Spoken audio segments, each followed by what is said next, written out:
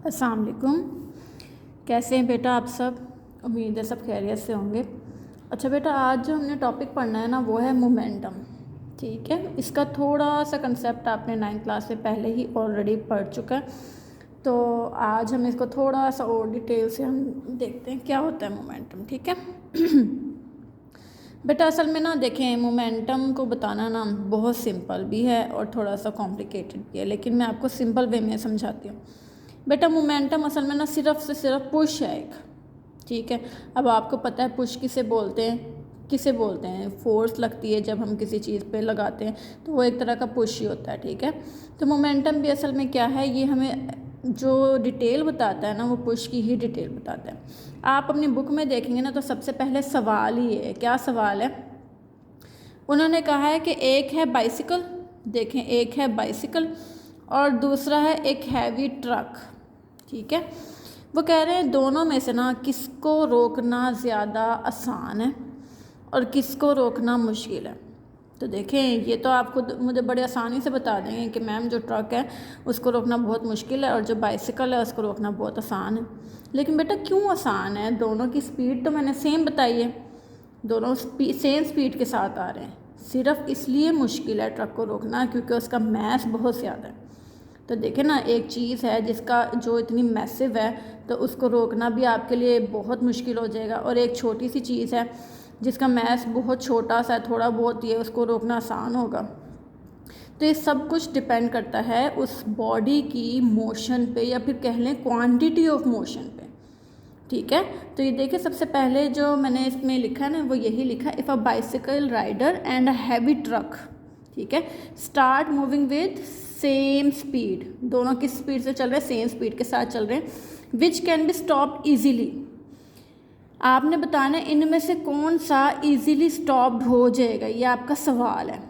आगे मैंने देखिए आंसर भी लिख दिया है। उसको रोकना आसान होगा, वो डिपेंड करता है क्वांटिटी ऑफ मोशन पे। ठीक है, यानी कि दोनों में से हम चेक करेंगे कि क्वांटिटी ऑफ मोशन किसकी ज़्यादा है किसकी कम है, ये सिर्फ उसी बात पे डिपेंड करता है। अभी क्वांटिटी ऑफ मोशन क्या है बेटा? ये क्वांटिटी ऑफ मोशन डिपेंड करती है मैस पे और उस ऑब्जेक्ट की वेलोसिटी पे। उसी ऑब्जेक्ट का मैस और उसी ऑब्जेक्ट की वेलोसिटी पे डिपेंड करती है। देखिए, अगर मैस ज़्यादा है ना, आपने बस एक बात याद रखनी है, अगर तो मैस ज़्यादा है तो क्वांटिटी ऑफ मोशन भी ज़्यादा है। अगर वेलोसिटी ज़्यादा है तो भी क्वांटिटी ऑफ मोशन ज़्यादा है, ये दोनों ही एक दूसरे के डायरेक्टली प्रोपोर्शनल है। ठीक है, आगे मैंने यही बात लिखी, ग्रेटर इज़ द मैस, अगर मैस ज़्यादा है greater will be the quantity of motion, quantity of motion भी उतनी ही ज़्यादा होगी। सिमिलरली, मतलब ऐसे ही, अगर ग्रेटर इज़ द वेलोसिटी, अगर वेलोसिटी ज़्यादा है तो greater will be the quantity of motion, यानी कि ये दोनों एक दूसरे के डायरेक्टली ही प्रोपोर्शनल है। मैस ज़्यादा है, आपने बस एक बात याद रखनी है, मैस ज़्यादा तो भी क्वांटिटी ऑफ मोशन ज़्यादा, अगर वेलोसिटी ज़्यादा है तो भी क्वांटिटी ऑफ मोशन ज़्यादा। यही जो क्वांटिटी ऑफ मोशन है ना, उसी को आप क्या बोलते हैं? मोमेंटम। ठीक है, अगर इन शॉर्ट अगर मैं बताऊं या फिर इसको थोड़ा सा और सिंप्लीफाई वे में बताएं या सिंपल डेफिनेशन बताएं, तो देखिए फॉर्मूले के अकॉर्डिंग भी इसकी डेफिनेशन बनती है प्रोडक्ट कहते हैं मल्टीप्लिकेशन को, product of mass and velocity, mass का और वेलोसिटी का प्रोडक्ट यानी ज़रब किसी भी बॉडी का, उसको क्या बोलते हैं? मोमेंटम। तो देखिए मैंने क्या लिखा है, पी से हम इसे डिनोट करते हैं, मोमेंटम को हम किससे डिनोट करते हैं? पी से। आगे क्या है? M V. बेटा अब देखिए ये बात ना मैंने आपको लेक्चर के दौरान भी बताई हुई, वी कौन सी क्वांटिटी है? ये है एक वेक्टर क्वांटिटी। मैस कौन सी क्वांटिटी है? ये है एक स्केलर क्वांटिटी। और कोई मुझे बताएगा स्केलर और वेक्टर को जब हम मल्टीप्लाई करते हैं तो रिज़ल्ट हमेशा एक वेक्टर क्वांटिटी आता है। तो फिर देखिए कोई पूछ ले आपसे मोमेंटम कौन सी क्वांटिटी, तो आप सिंपली फ़ौरन से बता देंगे it is a vector quantity. ठीक हो गया। अब देखिए यूनिट बनाने होते हैं, हम यूनिट बना लेते हैं। फॉर्मूला क्या है? P is equal to M V. M का यूनिट बताएंगे कोई? एम का यूनिट होता है मैस, मैस का होता है केजी। ठीक है, केजी इसका यूनिट आ गया। वेलोसिटी का यूनिट होता है मीटर पर सेकंड। तो फिर मोमेंटम का क्या बन गया? दोनों को मिला लो, मोमेंटम का बन गया किलोग्राम मीटर पर सेकंड। ठीक हो गया। तो देखिए मैंने ऐसा यूनिट में लिख दिया किलोग्राम मीटर पर सेकंड। लेकिन आप बुक में देखेंगे ना, उन्होंने कहा है न्यूटन सेकंड भी मोमेंटम का ही यूनिट है। फॉर्मूले से बनाया तो बना किलोग्राम मीटर पर सेकंड, लेकिन बुक वाले कह रहे हैं न्यूटन सेकंड भी इसी का यूनिट है। तो बेटा कोई मसला नहीं है, अगर ऐसा है तो हम इसको प्रूफ दे देते हैं कि ये दोनों एक दूसरे के इक्वल भी हो सकते हैं। ठीक है, तो ये देखिए मैंने छोटा सा एक प्रूफ भी लिख लिया आपके सामने कि ये न्यूटन सेकंड इक्वल है किलोग्राम मीटर पर सेकंड। कैसे, अब हम उसको प्रूफ देते हैं। देखिए आपको फॉर्मूला पता है F=m में, सबको पता है, सब ने पढ़ा हुआ है, बहुत अच्छे। तो बेटा फोर्स का यूनिट क्या होता है, क्या होता है फोर्स का यूनिट, न्यूटन, बिल्कुल ठीक। मास का यूनिट क्या होता है, किलोग्राम। बेटा एक्सेलरेशन का कोई बताएगा, एक्सेलरेशन का होता है मीटर पर सेकंड स्क्वायर, ऐसे ही है। ठीक है, अब ध्यान दें, मुझे n के साथ क्या चाहिए, सेकंड। यहाँ मेरा n क्या है, अकेला, तो ऐसा करते हैं ना, इधर s से मल्टीप्लाई कर देते हैं सेकंड से। अगर इधर करना है तो फिर मुझे बदले में इधर भी करना पड़ेगा। हम देखते हैं इसको अगर मल्टीप्लाई करें तो क्या होता है।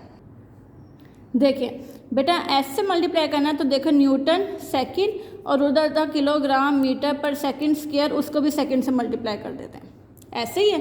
अब बेटा इस s के ऊपर है 1 और इस s के ऊपर है -2, तो 1 में से -2 करें तो क्या आता है, किलोग्राम मीटर पर सेकंड -1 ही आ जाएगा। और देखें न्यूटन सेकंड किलोग्राम मीटर पर सेकंड के इक्वल भी हो गया, हैंड्स प्रूव्ड, ऐसे ही है ना।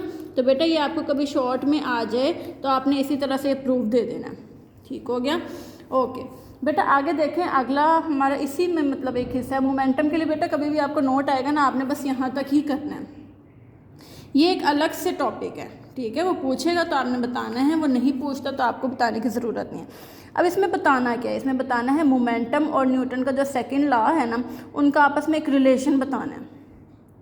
यानी कि अगर लेफ़्ट हैंड साइड पे मोमेंटम है ना P, तो राइट हैंड साइड पे फोर्स होनी चाहिए न्यूटन के सेकंड लॉ के मुताबिक। तो बहुत सिंपल है बेटा, कोई मसला नहीं। देखिए इस डिटेल को समझने से पहले मैं आपको एक बात बता देती हूँ। मेरे पास सपोज़ कर लें एक गाड़ी है, ठीक है, वो किसी भी रोड पे चल रही है। फ़िलहाल जो उसकी वेलोसिटी है ना, वो है इनिशियल वेलोसिटी VI। कोई ना कोई बॉडी का मास भी होगा m, यानी एक बॉडी है जिसका मास m है और वो इनिशियल स्पीड से चल रही है, इनिशियल वेलोसिटी से चल रही है। अब वो आगे जा रही है और फिर कहीं किसी पॉइंट पे जाके रुक गई है। अगर रुक गई है तो उसकी वेलोसिटी बन गई फाइनल वेलोसिटी। तो बेटा इस दौरान इनिशियल वेलोसिटी थोड़े टाइम बाद बन गई है फाइनल वेलोसिटी, है ना, कुछ टाइम इंटरवल के बाद वो बन गई फाइनल वेलोसिटी। और इस दौरान में अगर मैं किसी बॉडी का एक्सेलरेशन देखूँ तो वो एक्सेलरेशन होता है, फार्मूला आपको पता है, A = ΔV/ΔT। ये आपने एक्सेलरेशन का फार्मूला पढ़ा है। एक्सप्लेनेशन थोड़ी सी पढ़ लेते हैं। Considered a body of mass m moving with velocity VI। वही बात बताया ना कि एक मैसिव बॉडी है और वो इनिशियल वेलोसिटी से मूव कर रही है। It changes velocity from VI to VF। वो क्या है, VI के बाद क्या बन जाती है VF, कितने टाइम बाद, कुछ टाइम इंटरवल T के बाद। और फिर अगर एक्सेलरेशन हमें बताना है तो वो एक्सेलरेशन ऐसा होता है। बेटा डेल्टा V का मतलब होता है चेंज इन वेलोसिटी। ये बात आपने ना याद रखनी है, चेंज इन वेलोसिटी। देखिए V का मतलब वेलोसिटी, डेल्टा का मतलब चेंज, तो क्या बन गया, चेंज इन वेलोसिटी। अब बेटा चेंज जो होता है ना, वो हमेशा दूसरे में से पहले को निकाल के पता चल जाता है ना। अब दूसरी मेरी बनी है VF, पहली थी मेरे पास VI, तो मैंने लिख दिया VF - VI/ΔT। डेल्टा T आप लिख सकते हैं, आपने T लिखना है ना तो कोई बात नहीं बेटा, आप T भी लिख सकते हैं। मैंने इसलिए डेल्टा कर दिया क्योंकि टाइम में मुसलसल तो बेटा चेंज आ रहा है हर लम्हे, तो मैंने इसलिए डेल्टा T कर दिया, ठीक है। इसका कोई इतना इशू नहीं होता। मैंने इस इक्वेशन को इक्वेशन का नाम दे दिया इक्वेशन 1। अब क्योंकि उसने न्यूटन का सेकंड लॉ भी बोला हुआ, तो न्यूटन का सेकंड लॉ भी सबको पता है, F=m में। और यहाँ से भी अगर एक्सेलरेशन निकालो तो ये बन जाएगा F/m। इस इक्वेशन को मैंने इक्वेशन 2 का नाम दे दिया। बेटा इक्वेशन 1 भी एक्सेलरेशन की है, इक्वेशन 2 भी एक्सेलरेशन की है। ऐसे करते हैं ना, दोनों को कंपेयर कर लेते हैं, कंपेयरिंग इक्वेशन 1 और 2। दोनों की ये जो राइट हैंड साइड है, दोनों को मिला लेते हैं, कंपेयर कर लेते हैं। ये देखिए मैं लिखती हूँ, ये बना VF - VI/ΔT और यहाँ बना F/m। ये देखें, ये इसका ये वाला और इसकी ये राइट हैंड साइड और इसकी ये राइट हैंड साइड। अब बेटा क्रॉस मल्टीप्लाई कर लेते हैं, M को ले जाते हैं उधर, T को ले आते हैं इधर, तो क्या बनेगा, कुछ ऐसे हो जाएगा, M VF - VI और F × ΔT। ऐसे ही है ना। तो बेटा मल्टीप्लाई कर लेते हैं इनको, ये क्या बन जाएगा M V F minus M V I is equal to F multiply T. बेटा अभी मैंने बताया देखें, अगर फाइनल माइनस इनिशियल हो तो वो क्या बन जाता है डेल्टा वी, अगर डेल्टा वी हो तो वो बन जाता है वी एफ माइनस वी आई, ऐसा है ना। अगर खोल के लिखेंगे तो ऐसा लिखा जाएगा, और इसी चीज़ को बंद करके लिखेंगे तो ये इस फॉर्म में लिखा जा सकता है। अब ध्यान दें एम वी किसे बोलते हैं, अभी पढ़ाया मैंने एम वी मोमेंटम। मैं इसको ऐसे लिख सकती हूँ, ये बन गया है पी एफ, क्योंकि एम वी होता है पी, एम वी मोमेंटम का देखें ना फॉर्मूला क्या होता है एम वी, लेकिन अब आ गया एम वी एफ तो फिर ये बन जाएगा पी एफ, ऐसी है ना। तो फिर ये क्या बन जाएगा, ये बन जाएगा P I is equal to F cross delta T, और ये है फाइनल माइनस इनिशियल, लेकिन है किसका मोमेंटम का। तो फिर मैं इसको change in momentum delta P is equal to F cross delta T भी लिख सकती हूँ, ऐसे ही है। और अगर मैं डेल्टा टी को यहाँ से निकाल के इसके नीचे ले आऊँ तो ये और बेहतर हो सकता है, मैं इसको ऐसे भी लिख सकती हूँ, ये इक्वेशन बन जाएगी delta P over delta T is equal to F, ठीक है। और यही मेरा रिलेशन है मोमेंटम का और न्यूटन के सेकंड लॉ का। अब देखें इसमें अगर आपने स्टेटमेंट बनानी है, कोई डेफिनेशन बनानी है, आप कैसे बनाएंगे। पहले ये बताइए, जो ओवर में टी होता है ना, ओवर में टी इसको बोलते हैं टाइम रेट, क्या बोलते हैं इसको, टाइम रेट। और ये जो डेल्टा पी ऊपर लिखा हुआ है इसको बोलते हैं चेंज इन मोमेंटम। तो देखिए कितनी सिंपल बन गई, आपने बोलना है time rate of change in momentum is equal to force, ठीक है। यही मोमेंटम और न्यूटन के सेकंड लॉ है, ठीक हो गया बेटा। ये देखें क्या लिखा हुआ है, time rate of change of momentum is called force, okay हो गया। यहाँ तक आपका ये प्रूव भी हो जाएगा, ठीक है। उसके बाद बेटा एक छोटी सी डेफिनेशन है, बहुत इंपॉर्टेंट है, ये आप अच्छे से याद करनी है छोटी सी लेकिन इम्पॉर्टेंट है, ठीक है। इम्पल्स किसे बोलते हैं, देखिए अभी जो फॉर्मूला पढ़ा वो क्या था, मैं आपको दोबारा लिख देती हूँ। फॉर्मूला आपने पढ़ा M V F minus M V I is equal to F cross delta T, यही पढ़ा, ठीक हो गया। अब ये जो एफ क्रॉस टी है ना, ये वाला जो एफ क्रॉस टी, इसी को आप इम्पल्स बोलते हैं, ठीक है। आप सिंपल इसे आई लिख लें और ये M V F minus M V I आप ऐसे लिख दें, इसका भी कोई इशू नहीं है। लेकिन अगर आप ऐसे कहना चाहते हैं ना कि I is equal to F cross delta T, तो बेटा ये बात भी बिल्कुल ठीक है, दोनों में से कुछ भी गलत नहीं है। तो मैं डेफिनेशन बताती हूँ, देखें व्हेन आ क्या लिखा है, व्हेन आ लार्ज फोर्स, यानी अगर फोर्स जितनी बड़ी होगी टाइम इंटरवल उतना ही जब छोटा होगा तो वही क्या कहलाएगा, इम्पल्स। दोबारा पढ़ें, when a large force act on a body for a very short interval of time is called impulse. कितनी सिंपल है। अगर आपको ये मुश्किल लग रही है, वैसे तो आप बेटा यही करेंगे तो ज़्यादा बेहतर है, इससे बहुत सारे एमसीक्यूज आपके क्लियर भी हो जाएंगे। अगर आपको फिर भी मुश्किल लगती है तो कोई मसला नहीं, आप ये वाली भी कर सकते हैं। The product of force, product का मतलब है देखिए दोनों मल्टीप्लाई हो रहे हैं ना, कौन कौन, फोर्स और टाइम। आपने कहना है the product of force and time is called impulse, ठीक है।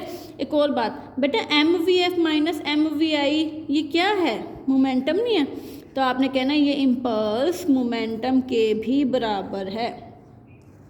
यानी अगर कोई पूछ ले इम्पल्स का यूनिट, आपने कहना सेम मोमेंटम की तरह, क्यों, क्योंकि दोनों बराबर हैं। आपसे कोई पूछ ले इम्पल्स कौन सी क्वांटिटी है, आपने कहना वही है जो मोमेंटम क्वांटिटी है, मोमेंटम वेक्टर क्वांटिटी है तो फिर इम्पल्स भी एक वेक्टर क्वांटिटी है। समझ में आ रही है ना, तो ये सेम है, दोनों आइडेंटिकल भी कह लें, ये इक्वल हैं, तो आप इस तरह भी बता सकते हैं। एक बहुत इंपॉर्टेंट शॉर्ट है, ये आपने बहुत अच्छे से करना है, ये आ जाता है पेपर में। क्या सवाल है, does a moving object have impulse, क्या चलती हुई बॉडी में इम्पल्स होगा। अब चलती हुई बॉडी का जो एग्जामिन है वो थोड़ा सा देखिए मुश्किल होता है। अब उसने ये नहीं बताया वो जो चलती हुई बॉडी है वो कांस्टेंट स्पीड से चल रही है, वो वेरिएबल स्पीड से चल रही है, वो यूनिफॉर्म स्पीड से चल रही है, उसने हमें कोई डिटेल नहीं बताई, उसने बस बोला कि बॉडी चल रही है।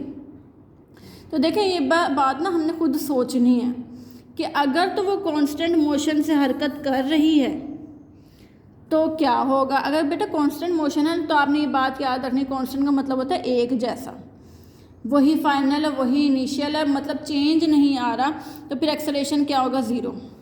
और फार्मूला आपको पता है F=m में एक्सेलरेशन की जगह जब मैं ज़ीरो पुट करूँगी तो m जब ज़ीरो से मल्टीप्लाई होगा तो फोर्स भी ज़ीरो नहीं हो जाएगी।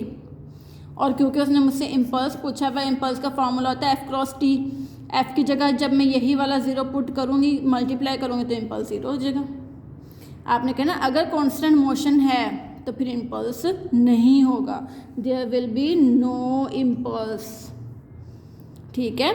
लेकिन अगर वेरिएबल मोशन है, वेरिएबल का मतलब है यानी कि मोशन कांस्टेंट नहीं है, चेंज हो रही है, तो फिर बेटा अगर चेंज हो रही है तो फिर एक्सेलरेशन ज़ीरो तो नहीं होगा, और अगर एक्सेलरेशन ज़ीरो नहीं है तो फिर फोर्स भी ज़ीरो नहीं होगी।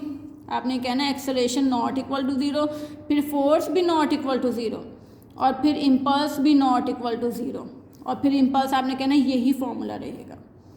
ओके हो गया, ठीक है बेटा, इसको अच्छे से कीजिएगा। सारा ऑलमोस्ट शॉर्ट ही था, इसमें कोई लॉन्ग नहीं था, लेकिन बहुत ज़्यादा इंपॉर्टेंट शॉर्ट MCQ से, तो ये आपने अच्छे से कवर कर लेना है, ठीक है बेटा। ओके, अल्लाह हाफिज़। और बेटा जब आप वीडियो देख लेते हैं तो लाइक भी कर दिया करें और चैनल को सब्सक्राइब भी किया करें, ठीक है। ओके जी, अल्लाह हाफिज़।